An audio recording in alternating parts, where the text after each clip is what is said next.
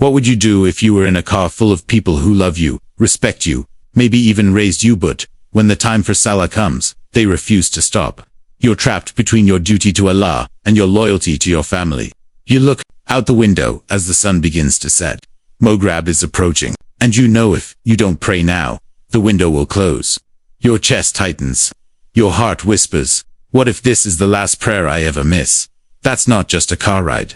That's a test of your faith in a world where everything moves fast. Cars, schedules, opinions. One thing should never move to the bottom of the list. Salah, prayer, is not an interruption of life. It is the very purpose of life. So what do you do when you're caught in a moment where everyone says, keep going, but your soul says, stop and pray? Welcome to Islamic Echoes. Today's reminder might just change the way you treat every journey for the rest of your life in the busy flow of life. Prayer often gets treated like an optional add-on, something we'll try to squeeze in between errands, work, school, or leisure. But in reality, the entire structure of a Muslim's day is supposed to revolve around prayer, not the other way around. The very first thing that we'll be asked about on the Day of Judgment is our Salah. It's the foundation of our faith, the sign of our submission, the gateway to our connection with Allah. If Salah is intact, everything else will follow.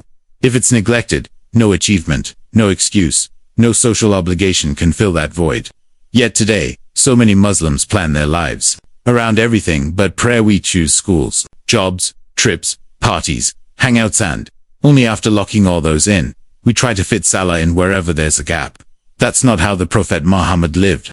That's not how the companions lived. That's not how the righteous before us lived. They built their schedules around Salah, because in their eyes, Salah wasn't a disruption. It was the ultimate anchor. So what happens when you're out with your family, maybe on a road trip, or driving back from a wedding, and it's time for prayer, but nobody is willing to stop?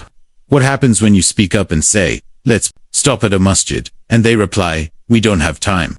What do you do then? The first thing we need to remind ourselves is this: Allah comes first. Always. This isn't about being extreme. This is about being obedient. If you know that delaying a Salah beyond its time without a valid excuse is a major sin, how can we treat the matter lightly when you're making plans with family or friends? Especially if you know they were not going to prioritize Salah. You need to take a stand before you step into that car. Politely, respectfully, but firmly, say, I'll join, but only if you can promise me a stop when it's time to pray. Not only are you fulfilling your duty to Allah, but you're also planting a seed of consciousness in their hearts. So if they refuse to commit, you're better off not joining them. That may sound harsh, but remember this: no one, not even your loved ones, can stand between you and Allah. Not on the road, and certainly not on the Day of Judgment. Now, let's talk about a more difficult scenario. You're already in the car. Maybe you were pressured to join. Maybe you were promised to stop, and now they're refusing. The driver won't pull over. You're stuck. What do you do now? First, try again. Remind them kindly. Say, this is the time for Salah. It's not something I can delay without reason. Please stop at a gas station, or a park, or even just a safe place for a few minutes. Try every reasonable attempt to persuade them. You're not being difficult. You're being responsible with your akira. But let's say they still don't agree. Now, it depends on which prayer is at stake. If the Salat is Dhuhr or Asr, and you're unable to pray Dhuhr on time, but you'll reach your destination before Asr ends, you can combine Dhuhr with Asr. Likewise, if it's Maghrib and you know you'll get to a place before Isha ends, you can combine the two. This is a mercy from Allah. During hardship and necessity, combining is not the ideal, but it's allowed when you're on the road or faced with legitimate obstacles. In these cases, combining the two prayers is your best option. But remember, this isn't about laziness. It's about genuine necessity. What if the prayer cannot be combined? What if you're about to miss Fajr, which only lasts until sunrise? What if it's Asr, and Maghrib is coming soon, and you know you'll miss it entirely? Now the stakes are much higher in this case. Allah tells us, so fear Allah as much as you are able. Surah At-Tagabunif. You're unable to get out of the car. You still have an obligation to pray to the best of your ability. If you can't stand, then sit.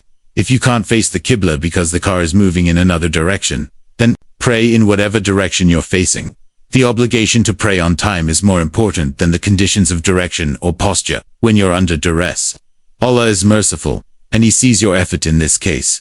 Pray sitting down, using Head movements for ruku and sujud if needed. Recite your salah with khushu in your heart, even if your surroundings are noisy. What matters is that you didn't abandon it. You held on to it when it was hard. And that's what Allah values most. And let the dunya make you miss your appointment with Allah. It's strange, isn't it? We stop for coffee, we stop for snacks, we stop for selfies. But we won't stop for Salah. What does that say about our priorities? What does that say about our hearts? There is no appointment in your life more important than the appointment with your Lord. Every time the adhan rings out, Allah is calling you, not your parents, not your siblings. You are being summoned by the King of Kings. Will you answer? Teach those around you, and when your family refuses to stop the car, don't just feel helpless, educate them. Maybe they genuinely don't know how severe it is to miss a prayer. Maybe they think combining prayers is always allowed. Maybe they've never heard the hadith, where the Prophet Muhammad said, "The covenant between us and them is the prayer. Whoever abandons it has disbelieved." Maybe this moment, this argument in the car isn't just a test for you. Maybe it's a dua opportunity. Don't shout, don't insult, don't shame, but don't stay silent either. Because staying silent in the face of falsehood is not patience. It's surrender. Create a culture of Salah in your family. If you're a parent, set the tone. Let your children see that prayer comes before pit stops, before restaurant reservations, before anything. Let your home, your car, your vacations all reflect this sacred rhythm. If you're a child, be respectful, but firm. Stand for your prayer, even if they don't. Be the reason they remember Allah. On the road, prayer is not a private ritual. It's a community lifestyle. And it begins with one voice in the car saying, "We need to stop. It's time to pray." Be that voice. Let's be real. Most of us wouldn't risk missing a flight. We set alarms. We show up early. We prepare days in advance. But for prayer, the thing that defines our identity, we often act like it's optional. We procrastinate. We push it back. We say, "I'll do it when I get home." But every delay in prayer, without excuse, is a step away from Allah. And the more you delay, the easier it becomes to skip altogether. That's how hearts harden.